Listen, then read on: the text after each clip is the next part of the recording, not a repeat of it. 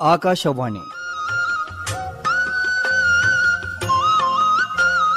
ಕರುನಾಡು ಬಾಬೆಳಕೆ ಸರಣಿಯಲ್ಲಿ ಡಾಕ್ಟರ್ ಗುರುರಾಜ ಕರ್ಜಗಿ.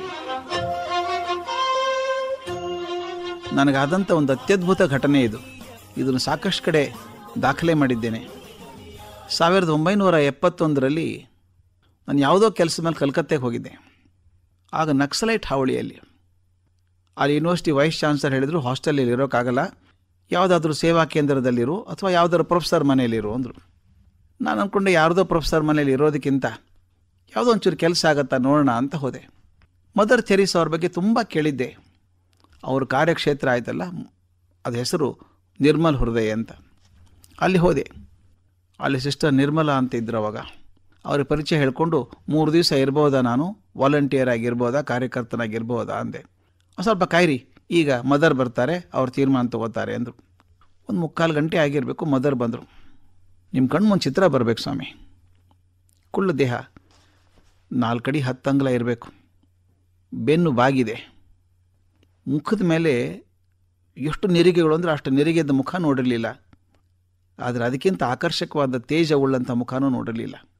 ಆ ನೀಲಿ ಮಿಶ್ರಿತ ಬೂದಿ ಕಣ್ಣಿದ್ದಾವಲ್ಲ, ನಿಮ್ಮ ನೋಡೋದಲ್ಲ, ನಿಮ್ಮ ಹೃದಯದೊಳಗೆ ಹೋಗ್ತಾವೆ. She didn't look at you, she look through you.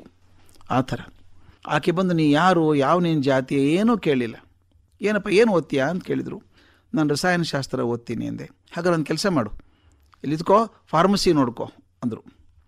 ಆಯಿತು ಅಂದೆ. ಒಂದು ಕೋಣೆ ಕರ್ಕೊಂಡು ಹೋದರು. ಇನ್ನು 3 ಜನ ಇದ್ದರು. ನನಗೊಂದು ಹಾಸಿಗೆ ಕೊಟ್ಟರು. ಅಲ್ಲಿದ್ದೆ ನಾನು. ಒಬ್ಬ ಸಿಸ್ಟರ್ ಕರ್ಕೊಂಡು ಹೋಗಿ ಪಕ್ಕದಲ್ಲಿ ಔಷಧಿ ಕೊಡೋದು ಫಾರ್ಮಸಿ ಇರುತ್ತಲ್ಲ, ಕರ್ಕೊಂಡು ಹೋದರು. ಅಲ್ಲಿ ದುಡ್ಡಿಲ್ಲ, ಏನಿಲ್ಲ. ಯಾವ ಪೇಷಂಟು, ಯಾವ ಬೆಡ್ಡು, ಔಷಧಿ ಏನು ಅಂತ ಬರೆದಿದ್ದಾರೆ, ಔಷಧಿ ಕೊಡೋದಷ್ಟೇ, ಆ ಬೆಡ್ ನಂಬರ್ ಬರ್ಕೋಬೇಕು, ಅಷ್ಟೇ ಕೆಲಸ. ಮದರ್ ಥೆರೇಸಾದ ಮಿಷನರೀಸ್ ಆಫ್ ಚಾರಿಟೀಸ್ ಇದೆಯಲ್ಲ ಸಂಸ್ಥೆ, ಕಾರ್ಯಕರ್ತರು ಒಬ್ಬ ಮುದುಕಿನ ಒಂದು ಸ್ಟ್ರೆಚರ್ ಮೇಲೆ ಎತ್ಕೊಂಬಂದರು. ಹಾಗೆ ಎಷ್ಟು ವಯಸ್ಸು ಅಂತ ಹೇಳೋದು ಕಷ್ಟ. 80 ಇರ್ಬೋದು, 90 ಇರ್ಬೋದು. ದೇಹ ಸಮುದ್ ಹೋಗಿದೆ, ಮೈ ಮೇಲೆ ಎಚ್ಚರ ಇಲ್ಲ, ಮೈ ಬೆಂಕಿ ಅಂತ ಸುಡ್ತಾ ಇದೆ. ಏನೇನೋ ಬಡಬಡಿಸ್ತಿದ್ದಾಳೆ ಮುದುಕಿ, ಏನೋ ಬಡಬಡಬಡ ಅಂತಾಳೆ. ಆಶ್ರಮದ ಸಿಸ್ಟರು ಮದರ್ ಆಕೆನ ಕರ್ಕೊಂಡು ಹೋಗಿ ಸ್ನಾನ ಮಾಡಿಸಿ ಬೇರೆ ಬಟ್ಟೆ ಹಾಕ್ತಂದು ಮಲಗಿಸಿದ್ರು. ವೈದ್ಯರು ಬಂದಿದ್ದರು, ಚಿಕಿತ್ಸೆ ಕೊಡೋಕೆ ಶುರು ಮಾಡಿದರು. ಮದರ್ ಏನು ಮಾಡಿದ್ರು ಗೊತ್ತಾ? ಆಕೆ ಕಾಲು ಹತ್ತಿರ ಕೂತ್ಕೊಂಡು ಕಾಲು ಒತ್ತಾ ಇದ್ರು, ಏನೋ ಮಾತು ಹೇಳ್ತಾ ಇದ್ರು. ನನಗೆ ಬಂಗಾಲಿ ಭಾಷೆ ಬರೋದಿಲ್ಲ, ಆದ್ದರಿಂದ ಆ ಮುದುಕಿ ಬಡಬಡಿಕೆ ಅರ್ಥ ಆಗಲಿಲ್ಲ, ಮದರ್ ಸಾಂತ್ವನ ಅರ್ಥ ಆಗಲಿಲ್ಲ. ಅಲ್ಲೊಬ್ಬ ಸಿಸ್ಟರ್ ಕೇಳಿದೆ, ಏನಾಗ್ತಾ ಇದೆ ಅಂತ. ಅವರು ಸೂಕ್ಷ್ಮವಾಗಿ ಹೇಳಿದ್ದಿಷ್ಟು: ಈ ಮುದುಕಿ ಸಂಪ್ರದಾಯಸ್ಥ ಬ್ರಾಹ್ಮಣರ ಮನೆತನಕ್ಕೆ ಸೇರಿದವಳು. ಮನೆಯಲ್ಲಿ ವಿಪರೀತ ಬಡತನ, ಗಂಡ ಬೇಗ ಸತ್ತೋದ, ಮಗು 1 ವರ್ಷದವನಿದ್ದ, ಗಂಡ ಸತ್ತೋದ.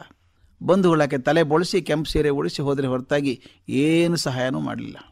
ಆಕೆ ಮತ್ತೊಬ್ಬರ ಮೇಲೆ ಅಡುಗೆ ಮುಸುರೆ ಮಾಡಿಕೊಂಡು ಬದುಕಿದ್ಲು, ಮಗನ ಬೆಳೆಸಿದ್ಲು, ಶಿಕ್ಷಣ ಕೊಟ್ಟಲು, ಮದುವೆನೂ ಮಾಡಿದ್ಲು. ನಂತರ ಏನು ತಕರಾರು ಬಂತೋ ಗೊತ್ತಾಗಲಿಲ್ಲ. ಮಗ ಹೊರಗೆ ಹಾಕಿದ್ನೋ ಅಥವಾ ಈಕೆನೇ ಮನೆ ಬಿಟ್ಟು ಹೊರಗೆ ಬಂದ್ಲೋ ಗೊತ್ತಿಲ್ಲ. ದೇಹದಲ್ಲಿ ಶಕ್ತಿ ಇರೋವರೆಗೂ ಅಲ್ಲಿ ಇಲ್ಲೇ ಕೆಲಸ ಮಾಡಿ ಜೀವನ ಸಾಗಿಸಿದ್ಲು. ಮೈಯಲ್ಲಿ ಶಕ್ತಿ ಕಮ್ಮಿ ಅಂದರೆ ಯಾರು ಕೆಲಸ ಕೊಡ್ತಾರೆ? ಭಿಕ್ಷೆ ಬೇಡೋಕೆ ಶುರು ಮಾಡಿದ್ಲು. ಈಗ 3 ದಿವಸದಿಂದ ತಿನ್ನೋಕೇನೂ ಸಿಕ್ಕಿಲ್ಲ, ಜ್ವರ ಬೇರೆ ಆಗಿದೆ, ಕಂಗಾಲಾಗಿದ್ದಾಳೆ. ಆ ಕಾಳಿ ದೇವಸ್ಥಾನ ಹತ್ರ ಎಚ್ಚರ ತಪ್ಪಿ ಬಿದ್ದಿದ್ದಾಳೆ. ಅವರು ವಾಲಂಟಿಯರ್ ಕರ್ಕೊಂಬಂದಿದ್ದಾರೆ. ಇಷ್ಟು ಕತೆ. ಆಕೆ ಏನೋ ಅಂತಾಳಲ್ಲ, ಏನಂತಾಳೆ ಅಂತ ಕೇಳಿದೆ. ಆ ಸಿಸ್ಟರ್ ಹೇಳಿದರು, ಮಗನಿಗೆ ಶಾಪ ಹಾಕ್ತಿದ್ದಾಳೆ. ಮಗ ಪ್ರೀತಿಯಿಂದ ಬೆಳೆಸಿದೆ, ನಾನು ಹೊರಗೆ ಹಾಕಿದ, ಚಂಡಾಲ ಹಾಗೆ ಮಾಡ್ದ, ಹೀಗೆ ಮಾಡ್ದ, ಇತ್ತಾಳೆ ಕಿವಿ ಅಂತೇನೋ ಬೈತಿದ್ದಾಳೆ. ಮದರ್ ಏನು ಹೇಳ್ತಾರೆ ಅಂತ ಕೇಳಿದೆ. ಮದರ್ ಆಕೆ ಬೆನ್ನ ಮೇಲೆ ಕೈ ಆಡಿಸ್ಕೊಂಡು ಕಾಲು ಒತ್ಕೊಂಡು ಹೇಳ್ತಾರೆ, ಛೇ, ಮಗನಿಗೆ ಶಾಪ ಹಾಕಬೇಡಮ್ಮ, ತಾಯಿನೇ ಬೈದರೆ ಮಗು ಉಳ್ಕೊಳ್ಳುತ್ತಾ? ನೀನು ತಾಯಿಯಮ್ಮ, ಬರ್ತಾನೆ, ಹೇಳಿ ಕಳಿಸ್ತೀನಿ ಅವನಿಗೆ, ಬರ್ತಾನೆ, ಬಂದು ಕರ್ಕೊಂಡು ಹೋಗ್ತಾನೆ ಮನೆಗೆ, ಚೆನ್ನಾಗಿರು, ಬೈಬೇಡ ಅದು ಸಮಾಧಾನ ಹೇಳ್ತಿದ್ರು. 4:45 ಆಗಿರಬೇಕು. ಆ ಡಾಕ್ಟ್ರ್ ಕೊಟ್ಟ ಔಷಧಿಯಿಂದಾನೋ ಅಥವಾ ಮದರ್ ತೋರಿಸಿದ ಪ್ರೀತಿಯಿಂದಾನೋ ಆಕೆಗೆ ಎಚ್ಚರ ಬಂತು. ತಕ್ಷಣ ಮದರ್ ಏನು ಮಾಡಿದ್ರು ಗೊತ್ತಾ? ನಿಮ್ಮ ಮನೆ ಅಡ್ರೆಸ್ ಕೊಡು ಅಂಥೇಳಿ ಮಗನ ಮನೆ ಅಡ್ರೆಸ್ ಬರ್ಸ್ಕೊಂಡ್ರು. ತಕ್ಷಣ ಒಂದು ಚೀಟಿ ಕಳಿಸಿದ್ರು. ನಿಮ್ಮಮ್ಮ ಇಲ್ಲಿದ್ದಾರೆ, ಕರ್ಕೊಂಡು ಹೋಗ್ತೀಯನಪ್ಪ ಅಂತ ಬರೆದು ಕಳಿಸಿದ್ರು. ಅವನು ಭಾರಿ ಮಗ, ಅವನು ಬೇರೆ ಕಾಗದನೂ ವೇಸ್ಟ್ ಮಾಡಲಿಲ್ಲ, ಅದೇ ಕಾಗದದ ಹಿಂದೆ ಬರೆದು ಕಳಿಸ್ಬಿಟ್ಟ, ನನಗೂ ನನ್ನ ತಾಯಿಗೆ ಯಾವ ಸಂಬಂಧನೂ ಇಲ್ಲ, ಅದರಲ್ಲೂ ಆಕೆ ನಿಮ್ಮ ಕಡೆ ಬಂದ ಮೇಲೆ ನನ್ನ ಪಾಲಿಗೆ ಸತ್ತ ಹಾಗೆ, ನನ್ನ ಬಗ್ಗೆ ಏನೂ ಗೊತ್ತು ಸಂಬಂಧ ಇಲ್ಲ ಅಂತ ಹೇಳಿಬಿಟ್ಟ. ಅದನ್ನು ಮುದುಕಿ ಹೇಳಿಲ್ಲ ಮದರು. ಸಂಜೆ ಹೊತ್ತಿಗೆ ಪೂರ್ತಿ ಹುಷಾರಾದಂಗೆ ಅನ್ನಿಸ್ತು ಮುದುಕಿ. ನಗನಗ್ತಾ ಮಾತಾಡ್ತಿದ್ಲು. ಹೇಳೋಳು, ನಮ್ಮ ಮಗ ಭಾಳ ಒಳ್ಳೆಯವನು, ನನ್ನ ಮೇಲೆ ಭಾಳ ಪ್ರೀತಿ ಅವನಿಗೆ, ನನಗೆ ಗೊತ್ತು, ಒಂದು ದಿವಸ ಬಂದು ಕರ್ಕೊಂಡು ಹೋಗ್ತಾನೆ, ಹಿತ್ತಾಳೆ ಕಿವಿ ಒಂದು, ಯಾರ್ದೋ ಕೇಳ್ಕೊತಾನೆ, ಎಲ್ಲ ಬರ್ತಾನೆ, ಕರ್ಕೊಂಡು ಹೋಗ್ತಾನೆ ಮನೆಗೆ, ಉತ್ಸಾಹದಿಂದ ಹೇಳ್ತಾ ಇದ್ಲು. ನಿದ್ದೆ ಮಾಡಿದ್ಲು. ಅದೇನೋ ಜ್ಯೂಸ್ ಕೊಟ್ಟರು, ಮಲ್ಕೊಂಡ್ಲು. ಸಮಾಧಾನ ಆಯಿತು, ಮುದುಕಿ ಬದುಕೊಂಡ್ಲಲ್ಲಪ್ಪ ಅಂತ. ಮತ್ತು ರಾತ್ರಿ 2 ಗಂಟೆಗೆ ಗದ್ದಲ. ಓಡಿ ಹೋದೆ ಆ ಕೋಣೆಗೆ. 5-6 ಜನ ಸೇರಿದ್ದಾರೆ. ಆ ಮುದುಕಿ ಒತ್ತಡ ಕಮ್ಮಿ ಆಗ್ತಾ ಇದೆ, ಪಲ್ಸ್ ರೇಟ್ ಕಮ್ಮಿ ಆಗ್ತಾ ಇದೆ. ವೈದ್ಯರು ಏನೇ ಪ್ರಯತ್ನ ಮಾಡಿದ್ರು ಸಾಧ್ಯ ಆಗದೇನೆ ಸುಮಾರು 3:30-4 ಗಂಟೆ ಹೊತ್ತಿಗೆ ಮುದುಕಿ ತೀರ್ಕೊಂಡ್ರು. ತಕ್ಷಣ ಮದರ್ ಬರೆದು ಕಳಿಸ್ಕೊಟ್ರು, ನಿಮ್ಮಮ್ಮ ತೀರ್ಕೊಂಡ್ರಪ್ಪ, ಮನೆಗೆ ದೇಹ ತೊಗೊಂಡು ಹೋಗ್ತೀಯಾ ಅಂತ ಬರೆದ್ರು. ಆ ಮಗ ಅದೇ ಕಾಗದದಲ್ಲಿ ಬರೆದು ಕಳಿಸಿದ, ಬದುಕಿದಾಗಲೇ ನನಗೆ ಯಾವ ಸಂಬಂಧ ಇರಲಿಲ್ಲ, ಸತ್ತ ಮೇಲೆ ಯಾಕೆ, ಆ ದೇಹಕ್ಕೆ ನೀವೇನು ಮಾಡ್ತೀರೋ ಮಾಡ್ಕೊಳ್ಳಿ ಅಂತ ಹೇಳಿಬಿಟ್ಟ. ಆ ಉತ್ತರ ಬಂದಾಗ ಸುಮಾರು 5:15 ಆಗಿರಬೇಕು. ನನ್ನ ಮೈನ್ ರೋಮಾಂಚನ ಆಗುತ್ತೆ ನೆನೆಸ್ಕೊಂಡ್ರೆ ಈಗೂ ಕೂಡ. ಆ ಚೀಟಿ ಬಂದ ತಕ್ಷಣ ಮದರ್ ತೀರ್ಕೊಂಡ್ರು. ನೀ ಬ್ರಾಹ್ಮಣ ಅಲ್ವಾ ಅಂತ ಕೇಳಿದ್ರು ನನಗೆ. ನಾನು ಹೇಳಿರಲಿಲ್ಲ ಆಕೆಗೆ. ಹೌದು ಅಂತ ಗೋಣ ಹಾಕಿದೆ. ತಕ್ಷಣ ಆಕೆ ಏನು ಕೇಳಿದ್ರು ಗೊತ್ತಾ ಮದರ್ ನನಗೆ, ಈ ಮುದುಕಿ ತೀರ್ಕೊಂಡಿದ್ದಾಳಲ್ಲ ಆಕೆ ಅಂತ್ಯಕ್ರಿಯೆ ಮಾಡ್ತೀಯ ನೀನು ಅಂದರು. ಎದೆ ಝಲ್ ಅಂದ್ಬಿಡ್ತು. ನಾನು ಅತ್ಯಂತ ಸಂಪ್ರದಾಯ ಮನೆತನದಿಂದ ಬಂದವನು. ಅಲ್ಲಿ ಬದುಕಿದ ಸಂಪ್ರದಾಯ ಮನೆಯಲ್ಲಿ ಯಾರಾದರೂ ಸತ್ತರೆ, ಅಪ್ಪ ಅಮ್ಮ ಬದುಕಿದ್ರೆ ನಿಮಗೆ ಸ್ಮಶಾನಕ್ಕೆ ಹೋಗಬಾರ್ದು. ಹಂಗೆ ಬೆಳೆದವನು ನಾನು. ಈಗ ಮದರ್ ನನಗೆ ಸ್ಮಶಾನಕ್ಕೆ ಹೋಗು ಅಂತ ಇಲ್ಲ, ಒಬ್ಬ ಮಗ ತನ್ನ ತಾಯಿಗೆ ಏನು ಕ್ರಿಯೆಗಳನ್ನು ಮಾಡಬೇಕು ಮಾಡ್ತೀಯಾ ಅಂತ ಕೇಳ್ತಿದ್ದಾರೆ. ತಲೆ ಗಿರ್ರ ಅಂದ್ಬಿಡ್ತು. ಒಂದು ಕ್ಷಣ ಬೇಡ ಅನಿಸ್ಬೇಕು ಅನಿಸ್ಬಿಡ್ತು. ನೆನಪಾಯಿತು ತಕ್ಷಣ ನಾನು ಓದೋದು ಏನು ಅಂತ ಹೋಗಿದ್ದೀನಿ, ಒಬ್ಬ ಸ್ವಯಂ ಸೇವಕ ಅಂತ ಹೋಗಿದ್ದೇನಲ್ಲ. ಸ್ವಯಂ ಸೇವಕನಿಗೆ ಆಯ್ಕೆಗಳಿಲ್ಲ, ಆಯ್ಕೆ ಇದ್ದು ವ್ಯವಹಾರದಲ್ಲಿ. ಆಯಿತು ಮಾಡ್ತೀನಿ ಅಂದ್ಬಿಟ್ಟೆ. ಆಗಿನ ಕಾಲದಲ್ಲಿ ಫೋನ್ ಇಲ್ಲ, ಮನೆಗೆ ಪ್ರಶ್ನೆ ಮಾಡಿ ಕೇಳೋ ಹಂಗಿಲ್ಲ. ಆಯಿತು ಒಂದೇ. ನೆನೆಸ್ಕೊಂಡ್ರೆ ಒಂಥರ ವಿಚಿತ್ರ ಅನಿಸುತ್ತೆ ನನಗೆ. ಆ ದೇಹದ ಜೊತೆಗೆ ಹೋದೆ. ಒಬ್ಬ ಮಗ ತಾಯಿಗೆ ಏನು ಕ್ರಿಯೆಗಳನ್ನು ಮಾಡಬೇಕು ಎಲ್ಲ ಕ್ರಿಯೆಗಳನ್ನು ಮಾಡಿದೆ. ಯಾವ ಜನ್ಮದಲ್ಲೊಂದು ತಾಯಿ ಆಗಿರಬೇಕಾಕೆ. ವಾಪಸ್ ಬಂದು ಸ್ನಾನ ಮಾಡಿ ತಲೆ ಭಾರ ಅನ್ನಿಸ್ತು. ಅಲ್ಲಿ ಸೋಫಾದಲ್ಲಿ ಕೂತ್ಕೊಂಡಿದ್ದೆ. ಮದರ್ ಬಂದು ಪಕ್ಕದಲ್ಲಿ ಕೂತ್ಕೊಂಡ್ರು, ಬೆನ್ನ ಮೇಲೆ ಕೈ ಇಟ್ಟರು. ಯಾಕೆ ಬೇಜಾರಾಯ್ತಾ ಅಂತ ಕೇಳಿದರು.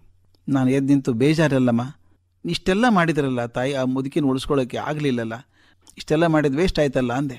ತಕ್ಷಣ ಆಕೆ ಎದ್ದು ನಿಂತ್ಕೊಂಡು ನನಗೆ ಹೇಳಿದ ಮಾತು, ಸ್ವಾಮಿ, ನಾನು ಬದುಕಿನ ಕೊನೆ ಕ್ಷಣದವರೆಗೂ ಮರೆಯೋಕ್ಕೆ ಸಾಧ್ಯ ಇಲ್ಲ. ಇಲ್ಲ ಮಗು, ನಾನು ಯಾವ ಪ್ರಯತ್ನನೂ ನಿಷ್ಫಲ ಆಗಲಿಲ್ಲ, ಫೇಲ್ ಆಗಲಿಲ್ಲ. ನನಗೆ ಒಂದೇ ಇಚ್ಛೆ ಇತ್ತು, ಆಕೆಗೆ ಸಾವಿನಲ್ಲಿ ಘನತೆ ಬರಬೇಕು ಅಂತ. ಮೈರು ಜುಮ್ ಅಂದ್ಬಿಡ್ತು. ನಾನು ಬದುಕಿನಲ್ಲಿ ಘನತೆಯ ಬಗ್ಗೆ ಕೇಳಿದ್ದೆ ಸ್ವಾಮಿ, ಸಾವಿನಲ್ಲಿ ಘನತೆ ಅಂದರೆ ಏನು? ಅವ್ರನ್ನ ಕೇಳಿದೆ, ಮದರ್, ಡಿಗ್ನಿಟಿ ಇನ್ ಡೆತ್, ಸಾವಿನಲ್ಲಿ ಘನತೆ ಅಂದರೆ ಏನು ಅಂತ ಕೇಳಿದೆ. ಆಕೆ ಹೇಳಿದ ಮಾತು, ಆ ಬೆರಳು ಇನ್ನೂ ಫೀಲ್ ಆಗುತ್ತೆ ಎದೆ ಮೇಲೆ ನನಗೆ. ನನ್ನ ತೋರು ಬೆರಳು ಚಾಚಿ ಎದೆ ಮೇಲೆ ಬೆರಳಿಟ್ಟು ಹೇಳಿದರು, ಮಗು ನೀನು ಭಯ ಪಡಬೇಡ, ಸಂಪ್ರದಾಯ ಮಂತಂದು ಬಂದವನು ಭಾರ ಆಗಿದೆ. ಒಂದು ತಿಳ್ಕೊ, ನಿಮ್ಮ ತಂದೆ ತಾಯಿ ಎಷ್ಟು ದಿವಸ ಬದುಕಬೇಕಾಗಿತ್ತು ಅದಕ್ಕಿಂತ ಹೆಚ್ಚಿಗೆ ವರ್ಷ ಬದುಕ್ತಾರೆ, ಒಳ್ಳೆ ಕೆಲಸ ಮಾಡಿದ್ದೀಯಾ ಅಂದರು. ಹಾಗೆ ಆಯಿತು ಸ್ವಾಮಿ. ನನ್ನ ತಾಯಿ ಹೋಗಿ 2 ವರ್ಷ ಆಯಿತು. ಈಗ ಇದಾದದ್ದು 50-55 ವರ್ಷದಿಂದ ಕೆಲಸ. ಇನ್ನೊಂದು ಹೇಳಿದರು, ಒಂದು ಗಮನ ಇಟ್ಕೋ, ನಿನ್ನ ಹೃದಯ ಇದೆಯಲ್ಲ ಒಳಗಡೆ, ಅದು ಭಗವಂತನ ಮಂದಿರ ಇದ್ದ ಹಾಗೆ, ಅದು ಯಾವಾಗಲೂ ಶುದ್ಧವಾಗಿರ್ಬೇಕು ಮಗು. ನಿನ್ನೆ ಮಧ್ಯಾಹ್ನ ಹೆಂಗ್ಸ್ ಬಂದಾಗ ಆಕೆ ಹೃದಯದಲ್ಲಿ ಕೋಪ, ತಾಪ, ದ್ವೇಷ, ಹಠ ತುಂಬಿಕೊಂಡಿದ್ದಿಲ್ವಾ? ಆದ ರಾತ್ರಿ ಹೊತ್ತಿಗೆ ಅದೆಲ್ಲ ಕಳ್ಕೊಂಡು ಮಗನ ಬಗ್ಗೆ ಪ್ರೀತಿ ಬಂದಿತ್ತು, ಹೃದಯ ಶುದ್ಧ ಆಗಿತ್ತು. ಇದನ್ನೊಂದು ನೆನಪಿಟ್ಟುಕೊ ಮಗು ಅಂತ ಹೇಳಿದರು. ಸಾವಿನ ಕ್ಷಣದಲ್ಲಿ, ಜೀವನದ ಕೊನೆಯ ಕ್ಷಣದಲ್ಲಿ ಈ ದೇವಸ್ಥಾನ ಇದೆಯಲ್ಲ ಹೃದಯ ಶುದ್ಧ ಇಟ್ಕೋಬೇಕು. ಆಗ ನೀನು ಭಗವಂತನ ಮುಂದೆ ಅವನ ಕಣ್ಣಲ್ಲಿ ಕಣ್ಣಿಟ್ಟು ಹೇಳ್ತೀಯ, ಭಗವಂತ, ಈ ನನ್ನ ಭೂಮಿಗೆ ಮಗುವಾಗಿ ಕಳಿಸಿದಾಗ ನನ್ನ ಹೃದಯ ಎಷ್ಟು ಶುದ್ಧವಾಗಿತ್ತೋ ಅಷ್ಟೇ ಶುದ್ಧವಾಗಿ ಇಟ್ಕೊಂಡು ಬಂದಿದ್ದೇನಪ್ಪ ಅಂತ ಅವನ ಮುಂದೆ ಸಮರ್ಪಣೆ ಮಾಡು. ಅದು ಸಾವಿನಲ್ಲಿ ಘನತೆ, ಡಿಗ್ನಿಟಿ ಇನ್ ಡೆತ್. ಸಾವಿನ ಕ್ಷಣದಲ್ಲಿ ಹೃದಯದ ಪರಿಶುದ್ಧತೆ ಅದೊಂದು ಘನತೆ ಅಂತ ಹೇಳಿದಂಥದ್ದು. ಇದು ಘನತೆಯ ಬಗ್ಗೆ ಅನೂಹ್ಯವಾದಂಥ ವ್ಯಾಖ್ಯೆ. ಅಂಥ ಘನತೆ ನಮಗೆ ಸಾಧ್ಯ ಆದೀತೆ, ಸಾಧ್ಯ ಮಾಡುವಂಥ ಪ್ರಯತ್ನ ಮಾಡಬಹುದೇ ನಾವು ಅನ್ನೋದನ್ನು ಚಿಂತೆ ಮಾಡಬೇಕು.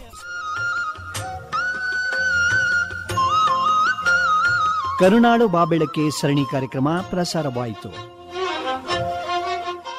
ಪ್ರಸ್ತುತಿ ಡಾಕ್ಟರ್ ಗುರುರಾಜ ಕರ್ಜಗೆ, ನಿರ್ವಹಣೆ SR ಭಟ್, ಪ್ರಸಾರ ಸಂಯೋಜನೆ MG ರವಿ. ಇದು ಆಕಾಶವಾಣಿ FM ರೈನ್ಬೋ ಪ್ರಸ್ತುತಿ.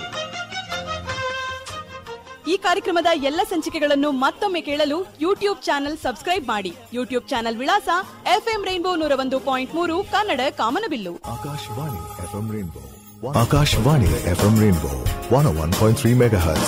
Musically yours.